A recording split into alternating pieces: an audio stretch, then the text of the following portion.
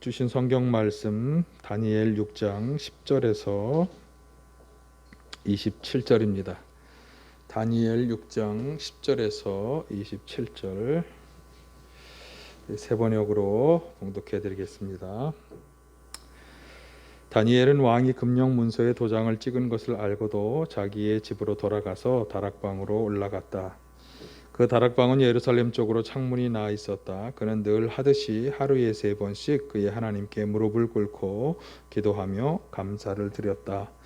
그때 다니엘을 모험하는 사람들이 들이닥쳐 다니엘이 그의 하나님께 기도하며 간구하는 것을 목격하였다. 그들이 왕에게로 나아가서 다니엘을 고발하려고 왕에게 금령을 상기시켰다. 임금님이 금령에 도장을 찍으시고 앞으로 30일 동안 임금님 외에 다른 신이나 사람에게 무엇을 간구하는 사람은 누구든지 사자굴에 던지기로 하지 않으셨습니까? 왕이 대답하였다.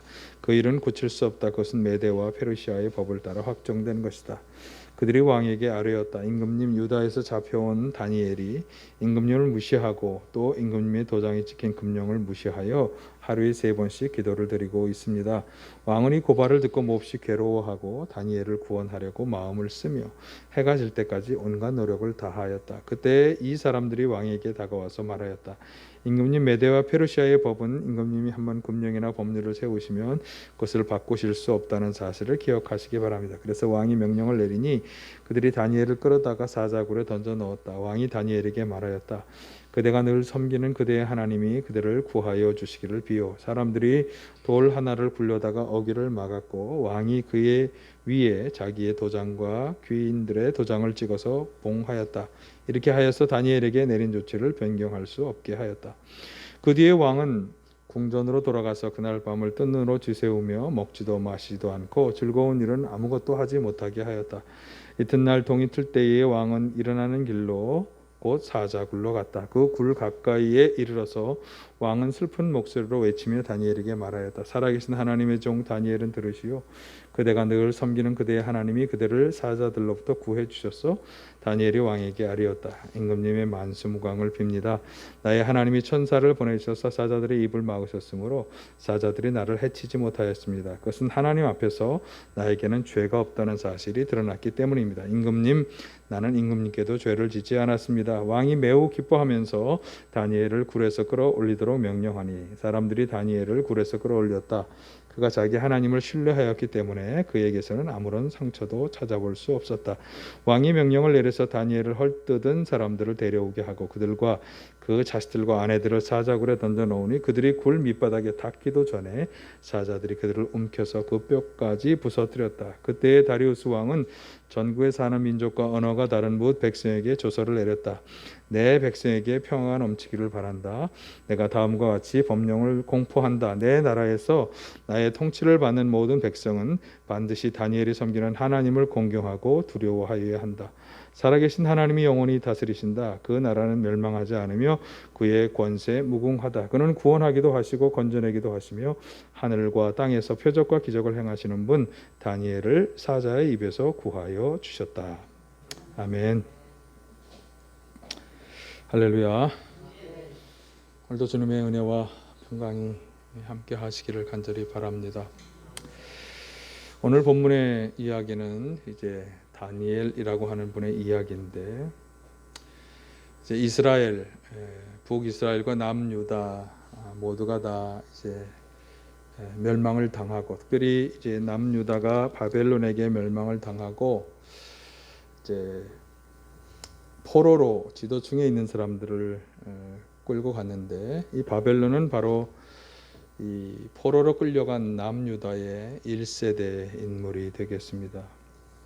다니엘 1장 3절 이하에 보면 이제 바벨론의 느부갓네살 왕은 이스라엘의 그 귀족이나 왕족의 자손들 가운데서 흠이 없고 용모가 잘나고 지혜롭게 보이는 소년들을 끌고 가서 그들을 잘 가르쳐서 왕을 모시는 사람이 되도록 그렇게 명령을 내렸습니다.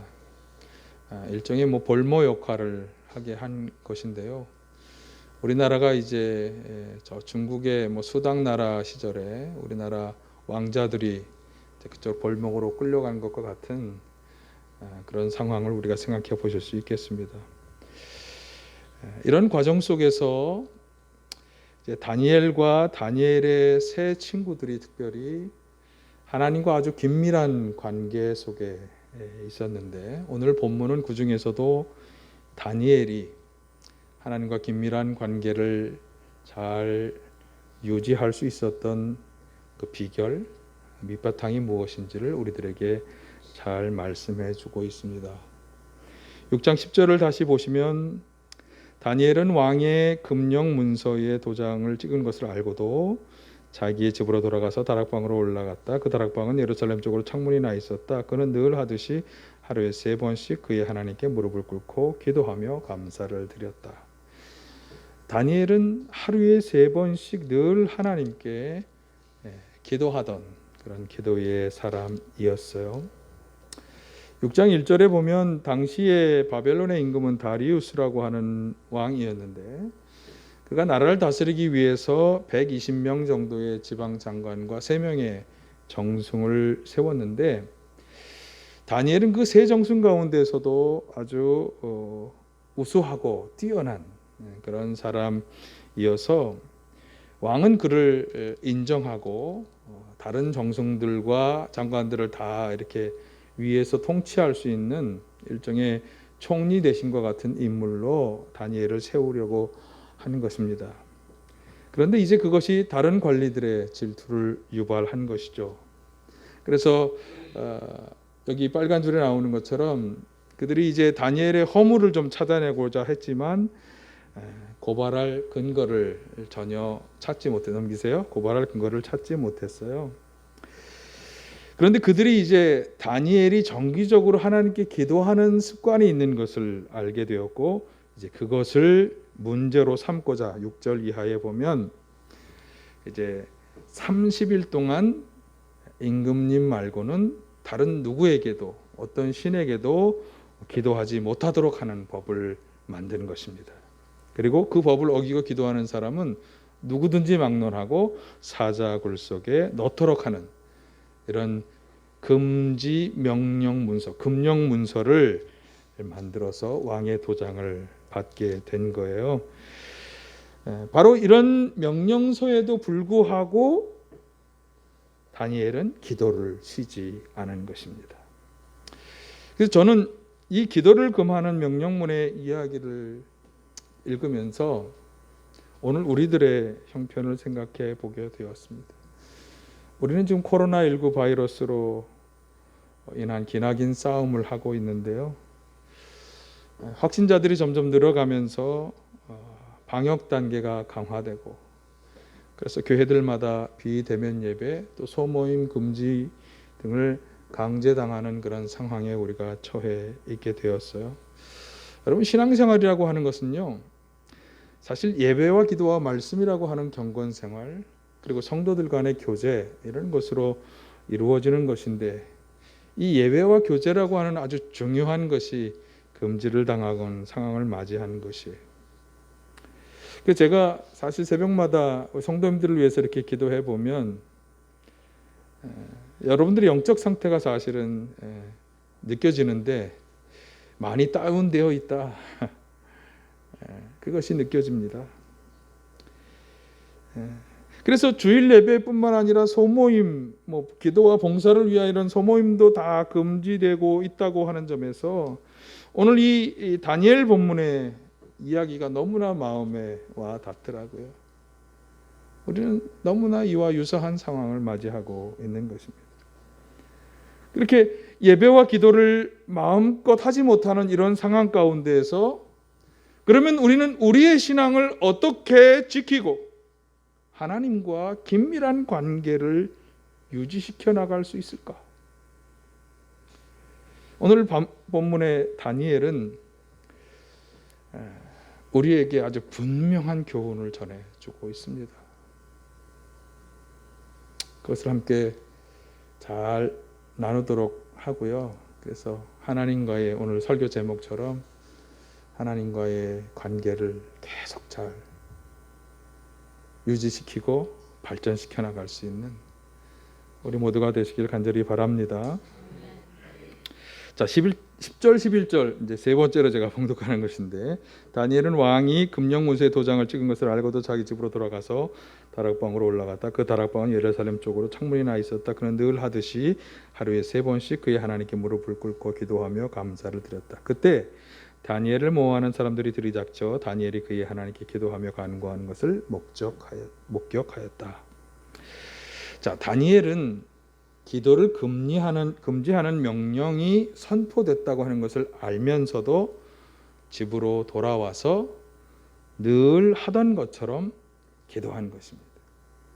자, 다니엘이 어떤 사람이 3명의 정승, 나라를 다스리던 조직 체계의 가장 위에 있는, 그 중에서도 총리 대신과 같은 역할을 할 수 있는 그런 제2인자의 위치에 있었던 사람이잖아요.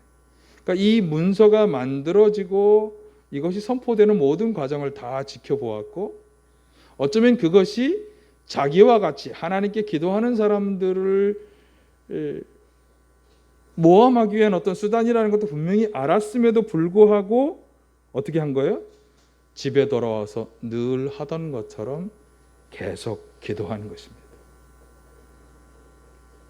그러니까 다니엘을 모함하던 사람들은 이제 절호의 기회를 잡았다, 이렇게 말할 수 있겠습니다. 여러분, 사자굴에 들어간다는 게 뭘 의미하는 것입니까? 죽는다는 걸 말하는 거잖아요. 죽을 수도 있다고 하는 것을 알면서도 다니엘은 기도의 생활을 멈추지 않았어요. 그 이유가 무엇일까? 이것이 이제 제가 오늘 여러분과 나누려고 하는 말씀의 중심 내용이에요. 그리고 다니엘이 하나님이 어떤 관계 속에 살았는 것을 잘 말씀해 주는 이야기도 되겠습니다. 그러니까 여러분 잘 들으셔야죠. 주의를 기울여서 잘 들어보시기 바랍니다. 저는 이 다니엘의 기도를 3가지 측면에서 생각해 보았는데요. 자, 우선 금지를 명령하는 선포를 받았음에도 불구하고 기도하였다. 첫 번째. 두 번째는 그가 하루에 3번씩 늘 행하며 습관적으로 기도하였다. 세 번째, 그의 기도는 감사의 기도였다.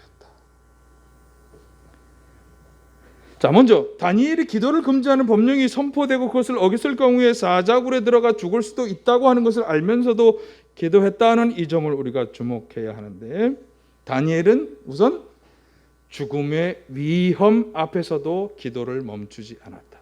죽음의 위협 혹은 위험 앞에서 기도를 멈추지 않았다. 왜? 그만큼 기도가 중요했던 거예요. 무엇만큼? 생명보다도 더 중요하게 생각한 거예요. 그러니까 죽는다고 해도 기도를 멈추지 않겠다고 하는 건 죽는 것이 오히려 기도를 멈추는 것보다 더 낫다. 나는 어떤 경우에라도 기도를 멈출 수 없다. 왜 그렇게 생각했을까? 자, 기도는 누구에게 하는 거죠? 자, 저나 이 다니엘의 기도는 대상이 누구예요? 하나님이시죠. 뭐 다른 세상의 어떤 사람들은 뭐 하늘이나 별과 달 그 무엇인가의 우상에게 기도할지 모르지만 우리는 하나님께 기도를 드리죠. 그러니까 지금 다니엘은 하나님께 드리는 이 기도를 하나님을 믿고 섬기는 아주 중요한 방법으로 생각하고 있는 것을 우리가 알 수 있어요. 그러니까 참으로 하나님을 믿고 섬긴다면 이 하나님께 드리는 기도를 절대로 멈출 수 없다고 생각한, 그 어떤 위협도 그것을 가로막을 수 없다, 이렇게 생각한 것입니다. 그러므로 여러분 이것을 꼭 아세요. 다니엘에게 기도는 마치 하나님과도 같은 동일한 중요성을 가지고 있었다.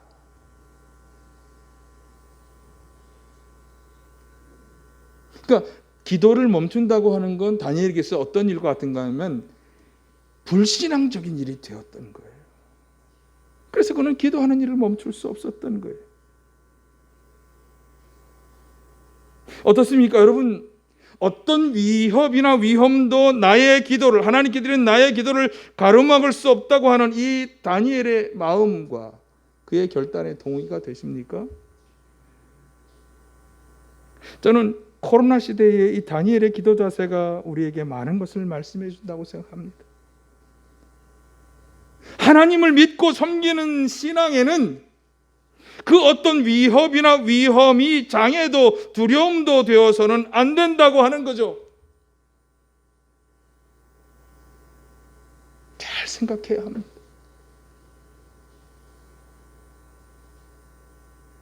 두 번째로 다니엘이 드렸던 기도는 하루에 3번씩 늘 행하는 습관과도 같은 일이었다.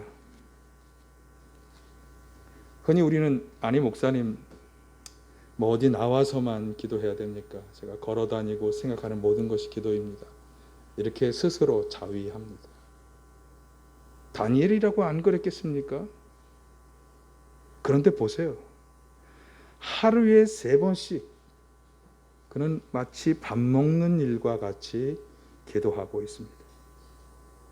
반드시 잊지 않고 행해야 하는 일상적인 식사와도 같이 했다라고 하는, 마치 밥을 굶어서는 살아갈 수 없는 것처럼 그렇게 기도하는 일을 그는 습관적으로 정해놓고 규칙적으로 했다고 하는 것이죠.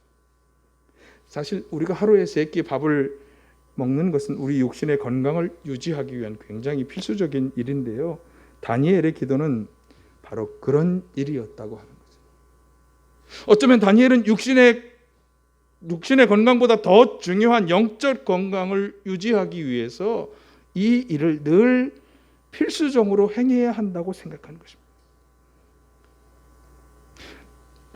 아마도 기도가 그가 자신이 원하는 것을 일방적으로 하나님께 쏟아내는 기도였다라고 한다면 좀 달랐을지도 모릅니다. 그런데 다니엘의 기도는 조금 후에 제가 보충적으로 말씀을 드리겠습니다만 감사의 기도였다라고 하는 것을 10절 하반절이 말씀하고 있어요. 감사가 뭐죠? 감사가 하나님께 구하는 기도입니까? 감사는요, 자신을 돌아보고 응답하는 기도입니다. 그러니까 다니엘은 단순히 자기가 원하는 것을 일방적으로 쏟아내고 간구하는 그런 기도로 생각한 것이 아니라 그의 기도는 하나님을 생각하고 하나님께 응답하는, 소통하고 교제하는 일이었다. 누구랑? 하나님과. 그러니까 다니엘은 이 규칙적인 기도를 통해서 늘 하나님과 대면하며 살고 있었다라고 하는 거예요. 정기적으로 나의 모든 일을 다 멈추고 하나님 그분과 나와만 오로지 대화하고 소통하는 이 기도를 드리고 있었다라고 하는 것입니다. 이렇게 말할 수 있겠습니다. 다니엘에게 이 기도의 시간이야말로 하나님과 만나고 교제하며 관계를 이어가는 유일한 통로였던 것이고, 이 규칙적인 기도의 생활을 중지하면 그것이 무너질 수 있다고 다니엘이 생각했기 때문에 그는 죽더라도 기도를 통한 하나님과의 교제와 소통을 중지할 수 없었던 것입니다. 아니 사실 마음으로 사람들에게 내가 기도하고 있다는 것을 들으면 마음으로 조용히 눈 감고 그냥 가만히 속으로만 기도해도 되잖아요. 그래도 기도하는 거잖아요. 그러나 다니엘은 그렇게 생각하지 않은 거예요. 그가 늘 하듯이 그대로 무릎을 꿇고 그곳을 향하여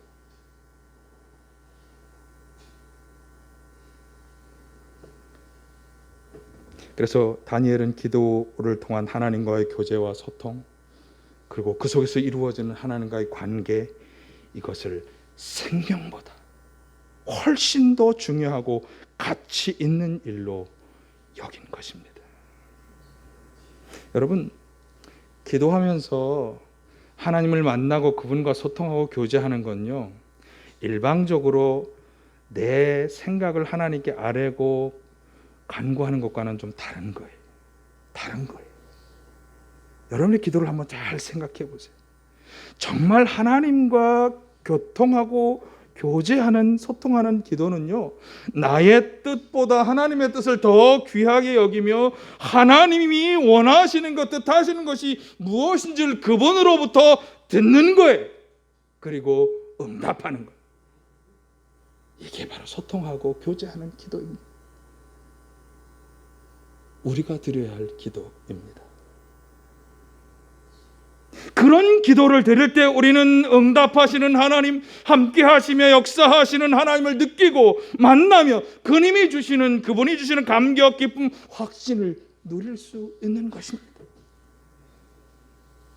바로 이런 기쁨과 감격과 하나님 임재의 체험이 다니엘로 하여금 이 규칙적인 기도의 생활을 죽어도 포기할 수 없게 만든 것이죠.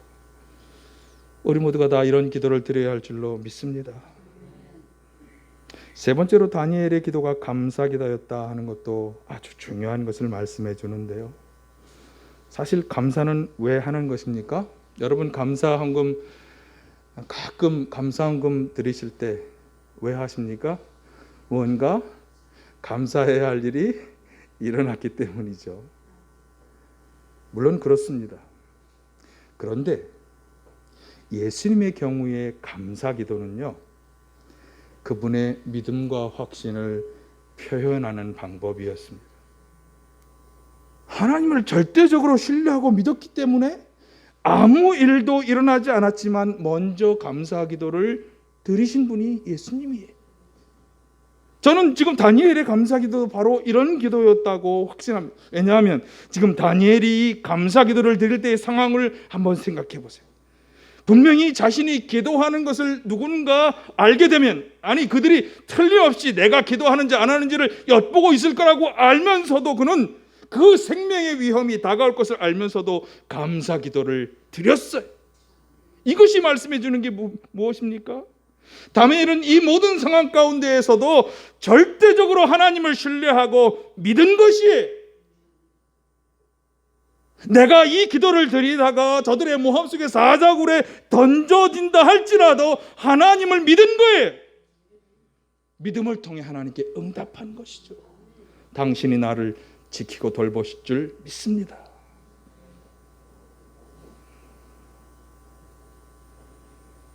저는 우리 교회 어떤 한 분이 꾸준히 드리는 헌금을 주목합니다. 저는 그분이 믿음과 감사로 항상 그 헌금을 드린다고 생각합니다. 다른 가족의 동의를 얻지 못했지만 그러나 저는 그분의 그 기도와 헌금 속에 하나님이 놀랍게 역사하시고 축복해 주실 것을 확신합니다. 우리의 기도, 우리의 헌금은 바로 이런 것이 되어야 합니다. 하나님께서는 우리가 감사로 드릴 때 이 우리의 믿음과 우리의 신뢰에 당신의 때와 방법으로 역사해 주실 것입니다. 6장 22절을 보십시오. 다니엘이 자신을 모함하는 사람들로 인해 사자굴에 들어갔지만 하나님이 어떻게 하셨습니까? 다니엘을 이 왕이, 다리우스 왕이 굉장히 안타깝게 여겼잖아요. 그가 법령 때문에 죽게 된 것을 안타깝게 여기고, 그러나 법령을 고칠 수 없기 때문에 그를 사자굴로 밀어 넣었을 때 너무나 걱정해서 다음 날 와서 다니엘 살았니? 이렇게 물어볼 때 다니엘이 그에게, 왕에게 대답한 거예요. 사자굴 속에 있었던 다니엘이 임금님의 만수무강을 빕니다. 나의 하나님이 천사를 보내셔서 사자들의 입을 막으셨으므로 사자들이 나를 해치지 못하였습니다. 그것은 하나님 앞에서 나에게 죄가 없다는 사실이 드러났기 때문입니다. 임금님, 나는 임금님께도 죄를 짓지 않았습니다. 하나님께 절대적인 신뢰와 믿음으로 감사의 기도를 드린 다니엘에게 하나님은 사자굴로 천사를 보내셔서 입을 막아주시고 그를 구원해 주시는 것입니다.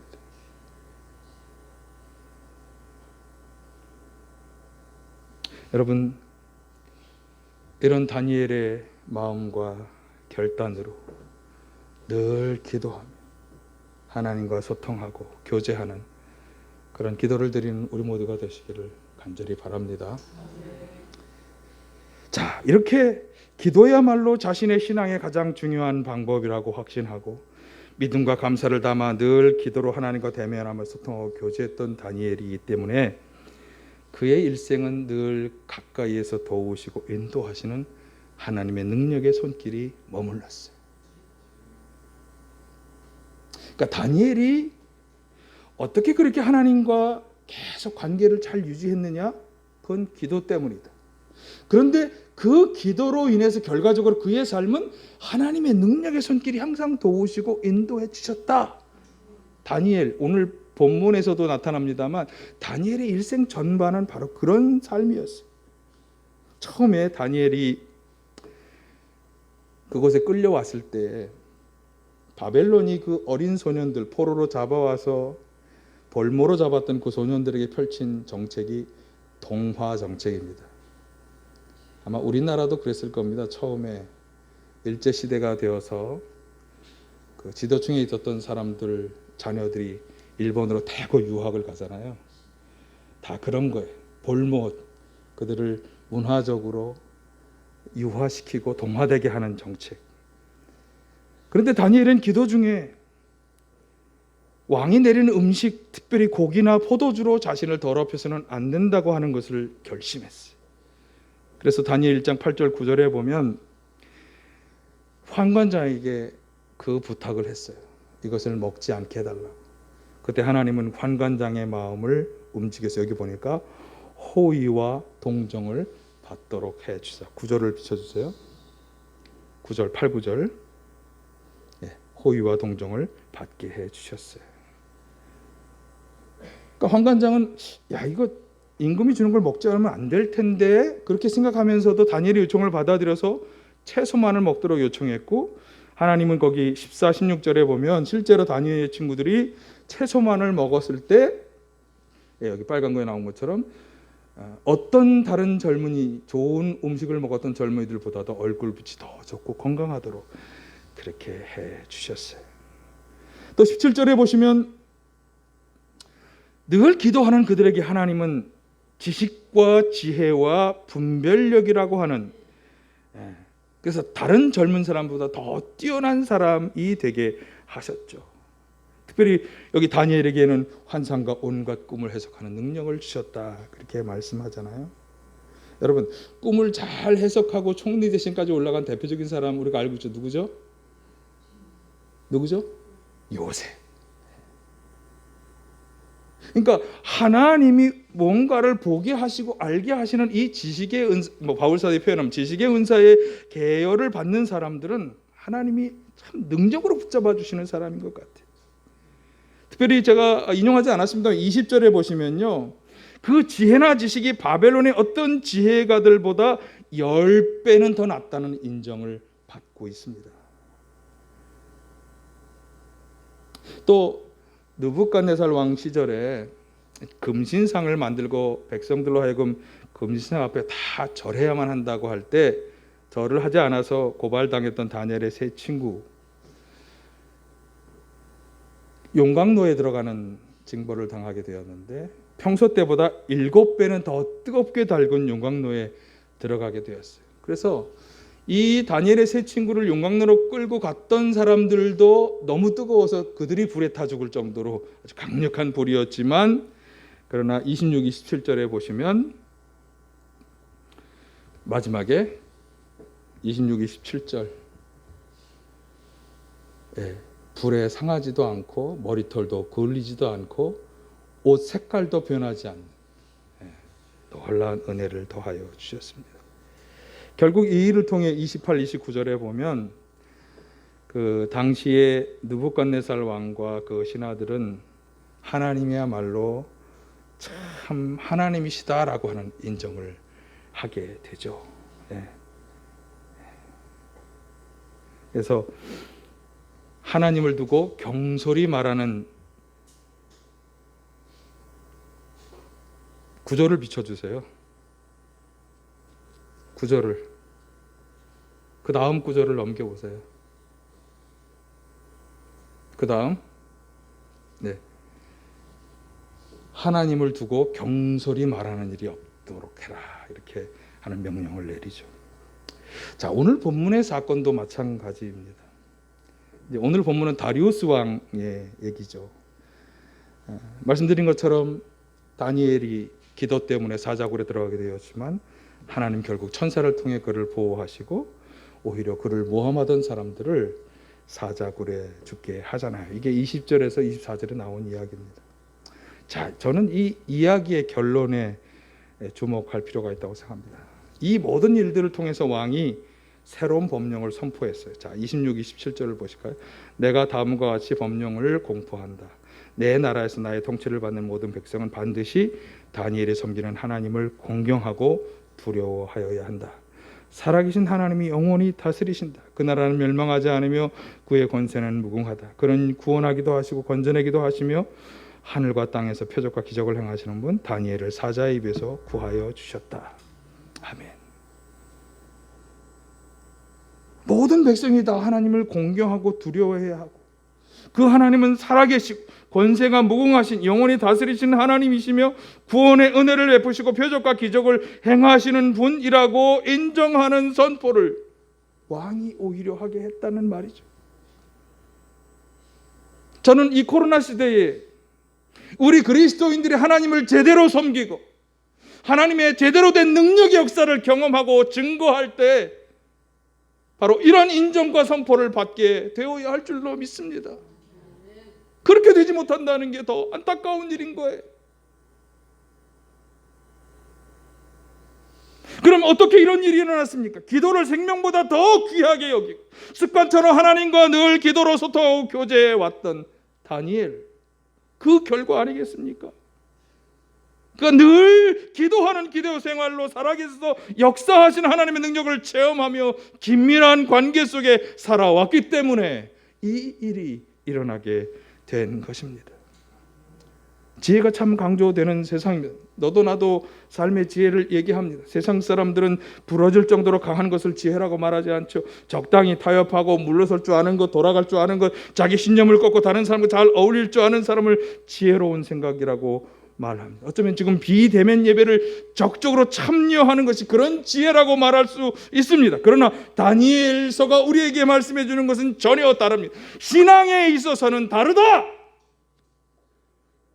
하나님 앞에서는 절대적으로 타협할 수 없고 꺾어서는 안 되는 것이 있다고 하는 것을 다니엘의 기도가 여실히 보여주고 있습니다. 다니엘은 생명의 위협 앞에서도 기도의 생활을 멈추지 않으므로 이 타협할 수 없는 참된 신앙의 모습을 우리에게 보여주고 있는 것입니다.